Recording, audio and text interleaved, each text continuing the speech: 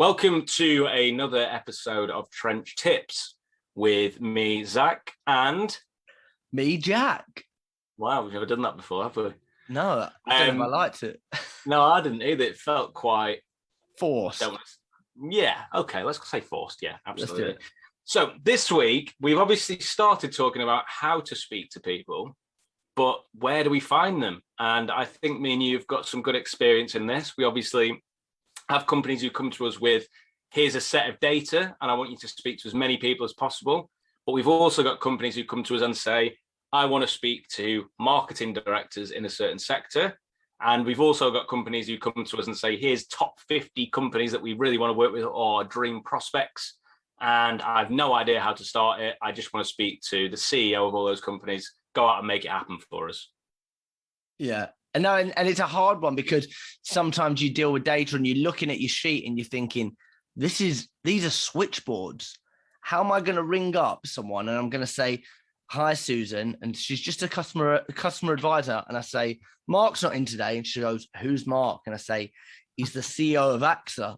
It's not going to happen. So there's certain things that you've got to do when you're searching for these kind of people. And I know that I feel like you're a bit of like a Magnum PI, aren't you? You're in the nicest way possible. Like you're a bit of a detective when it comes to like getting through to the right people. Maybe you're wasted in sales. Maybe you should be working in intelligence. I told someone before how I got hold of someone that I always wanted to get hold of. And he went, you're a sneaky bastard, aren't you? But it was for a meeting for him. But anyway, yeah, so it can be done. So I think they're two separate topics. So there's, how do I get hold of marketing directors and have the best chance of getting hold of Mark? Let's take that as an example. And I've got some things that we can talk about there. And then also, if I want to get hold of the CEO of a company and I cannot get hold of him, the gatekeeper won't give me his number. What are some things that might work to try that? So should we start with where do we find the marketing directors first? Yeah, I'm intrigued. Hit me with all of your knowledge. Okay, so I would say one thing that's always worked for me is LinkedIn has quite a clever feature that you can have an account overview. So AXA, you just use then. I could look at AXA and say, show me the strategic hires that are happening, right? So if I spotted that they're starting to change a lot of their marketing team and they've hired a new marketing director in the last 2 months, chances are they've done that for a reason. So they're probably quite open to change. Whereas you might find if someone's been there for 20 years, they might be more of the mindset of, well, this works and it's not broken, so why would we bother fixing it? They might be more reluctant to change. It's quite nice to hit a company when they're open to changing something. And it feels like when that's taking place, that's the perfect time. Yeah. Do you agree with that? Have you tried that yourself? I totally agree. I had a conversation with a managing director who had just been brought in. And I think it was maybe his second day. And he was like, right, okay, it's my second day. So I'm a little bit overwhelmed with everything that's going on. But this is something that's really interesting. And he was like, will you call me back in a week once I'm a bit settled? And obviously, look, Michael, if I call you back in a week, you're probably not going to pick up, are you? No, I will. Right. And what do I do if you don't pick up? I promise you I'll pick up. And we ended up having a meeting from it. So it goes to show that it's like when people are fresh, obviously if they're too fresh, sometimes it's maybe not the best time to panic if it's their first day, but it's using that kind of intelligence that you've got to kind of get your foot in there before anyone else gets in, because they will be receptive to that. Yeah, exactly. Another thing to look at is, so I was working for a company who do ISO accreditations. And what I did to find people for that is I typed in the accreditation that it's for, and it basically showed up everyone who's posting about it and talking about it on LinkedIn. And there was people in there saying, oh, I'm really struggling with getting this accreditation. Anyone done this accreditation before? Anyone on there was all these different posts taking place around it. So they all become leads. Yeah. And then when the gatekeeper asks you what's it about, you say, oh, I saw that he's posted on this ISO accreditation on LinkedIn, so I was hoping I could help him. So there's some quite clever ways of using LinkedIn and not just going in with just a set of data. There's a place for that, but I think if you're struggling to get hold of key people, these are the things that you should be thinking of. You shouldn't just think, I can't get hold of them, never mind. Yeah.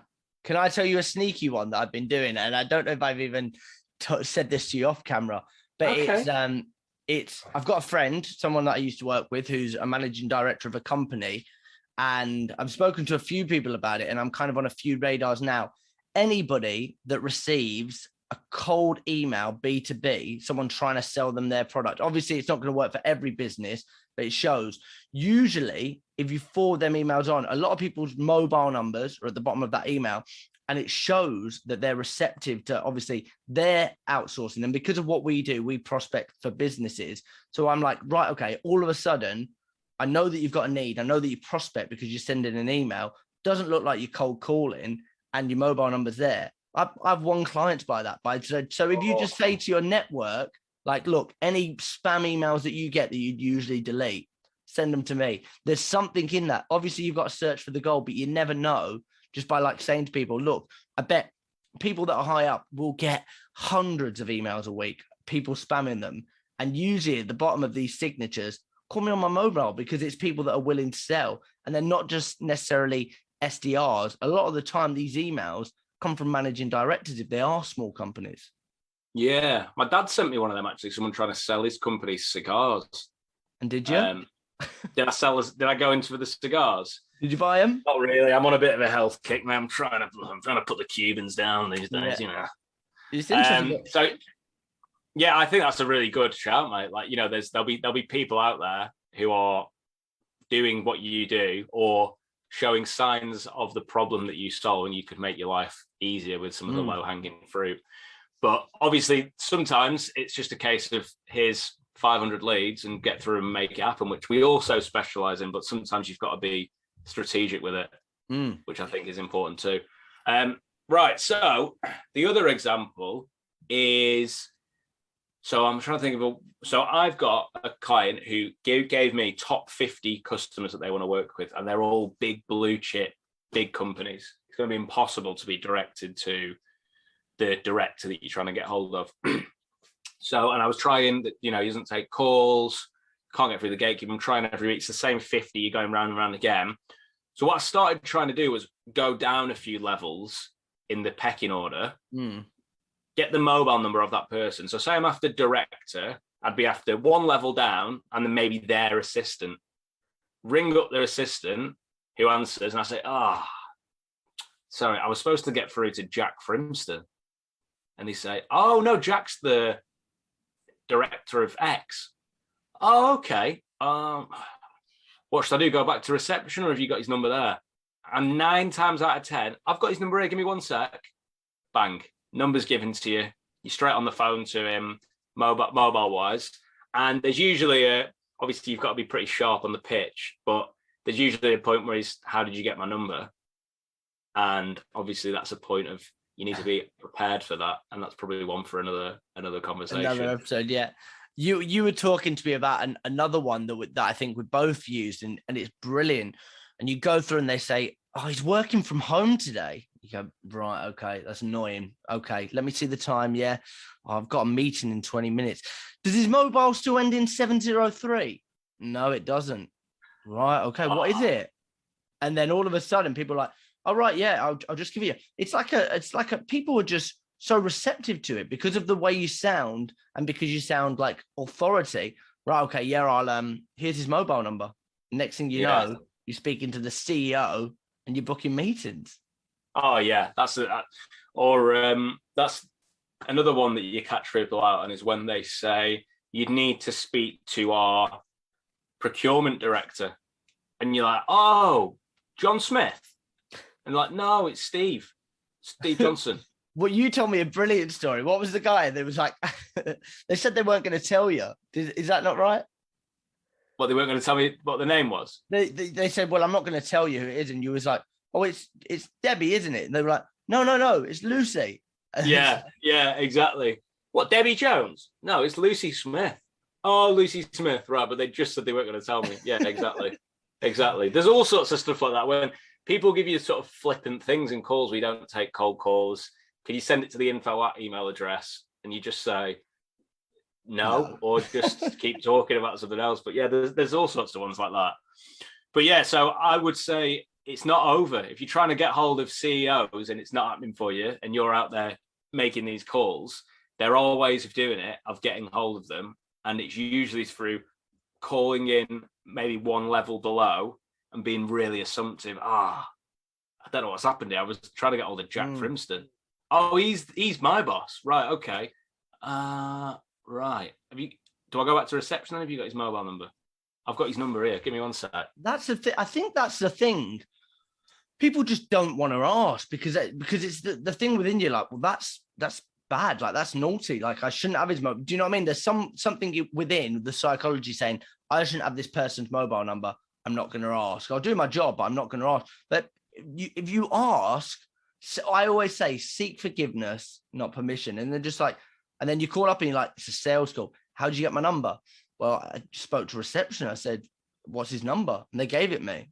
Like, that's the conversation also, that happened.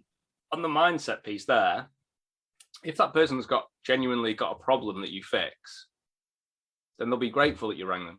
Exactly. And I think that's what it boils down to. And that is the thing I take when I'm cold calling, because cold calling can be hellish, don't get me wrong. But if you say, right, well, we've got a solution, we know what we're good at, we just want to get the word out there, and this is going to be the quickest and the easiest way. And if it's not, if you don't have that problem, sound, see you later. Yeah, exactly. It's quite quick and painless. We're not trying to build rapport and find out where people go fishing and what the dog's called and stuff. We're just getting in there, diagnosing a problem. If they don't need help, then we're gone. I'm not going to keep ringing. Once I've rang that CEO, I'm not going to think, well, I'll ring you back next week just in case you've suddenly got that problem again. Exactly. And that's the thing. I think you see a lot of sales reps online and they're like, no, you've got to build your rapport over 1 year, and you've got to say your name because they'll know that you keep calling back. It's boring.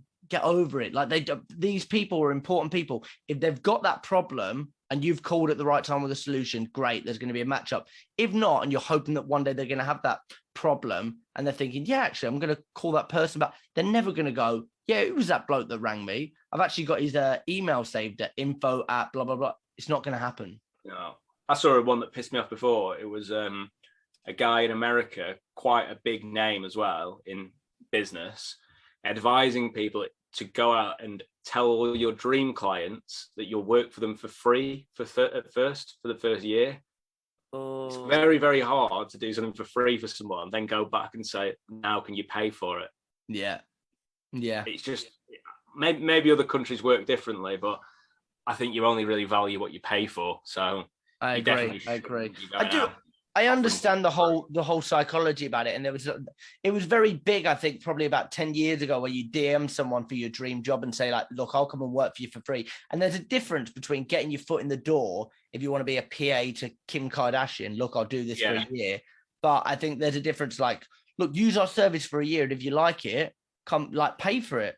At the end of the year. If you want a job, definitely shoot your shot. But if you're a company who wants to, you're in a commercial entity. The aim of the game is to make money. Yeah, unless you're a charity. And people say to us, well, can you do like a trial? If you're that good, can you just do like a trial for a month and then obviously at the end of you will pay you? That's not how business works, unfortunately. No, exactly. I can't go to Tesco and grab my shopping and say, I'm definitely sure I like these bits, so I'll pay for those. But these bits I've never tried before, so I'm not going to pay for them. And if I like them, I'll come back and pay you. I'm not going to pay for these cigars right now because I might have a better offer somewhere else. I think there's some great tips in there. I think there's some really good stuff. We've gone on a bit of a tangent, but I think that's in a nutshell how we get past people that are craftier. You know, when it's you can't get hold of them, we can. I feel like don't be afraid to shoot your shot. Like, just say, oh, right, do you have their mobile number? And then if they don't want to give it you, they'll say, yeah, I do, but I don't want to give it you. Oh, right, yeah. Okay. Oh, it ends in 413, doesn't it? I might have it. Ends in 413. No, it doesn't. 017. No, it's not that. It's 07, and then they correct you. There's loads and loads of ways of getting it. But if you are trying to get hold of key people, pick some of those things out, give them a try. Drop me and Jack a message saying it's really worked. And Jack likes gin, I like beer, so we accept gifts. See you later.